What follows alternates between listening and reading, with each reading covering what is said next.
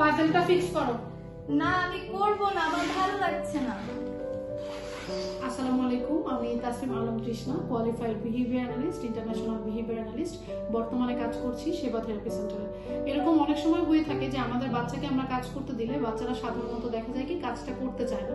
আমাদের এই রোল প্লেতে যেটা হয়েছে যে বাচ্চাটা ডাইরেক্টলি না বলেছে, অনেক সময় বাচ্চারা এখানে ডাইরেক্টলি না বলে বাচ্চারা কান্না করা, চিৎকার দেওয়া বা অন্য কোনো খেলনা চাওয়া ইত্যাদি বিভিন্ন ধরনের বিহেভিয়ার করে থাকে।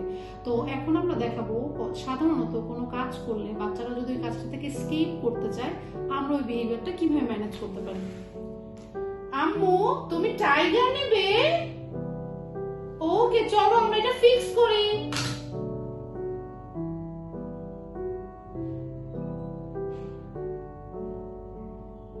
তুমি অনেক সুন্দর করেছো। তো রোল প্লেতে আমরা যেটা দেখলাম, আমরা এখানে প্রথমে বাচ্চাকে পুরো পাজলটা করতে দিয়েছিলাম এবং বাচ্চা যেটা হয়েছে অনেকগুলো কাজ দেখে ভয় পেয়ে গিয়েছে। তো আমরা ওকে আমাদের ডিমান্ডটা একটু কমিয়ে দিলাম যে একটা পাজল ফিক্স করলেই আমরা বাচ্চাকে পছন্দের খেলনা বা টাইগারটা দিয়ে দিচ্ছি। তো এভাবে করে ব্রেক দিয়ে দিয়ে যখন আমরা কাজটা করাবো তখন দেখা যাবে যে বাচ্চাদের মধ্যে স্কিপ করার প্রবণতাটা আস্তে আস্তে কমে যাবে। আশা